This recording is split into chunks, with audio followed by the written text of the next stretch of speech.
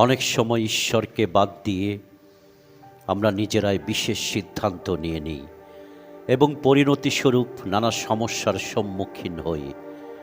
মানুষের সৃষ্টি যার মধ্য দিয়ে জীবন লাভ, তাকে বাদ দিয়ে মানুষ কি করতে পারে? সমস্ত মন প্রাণের ভালোবাসা তিনি দাবি করেন।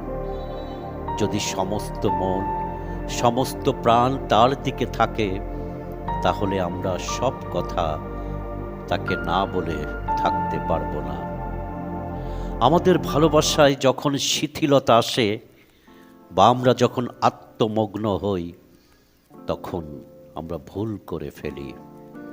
তাই আমাদের জীবনে যে কোনো সিদ্ধান্ত গ্রহণের সময় ঈশ্বরের ইচ্ছা জানা অত্যন্ত প্রয়োজন, কারণ তার ইচ্ছাই মঙ্গলজনক ও আমাদের জীবনে পরম কাম্য।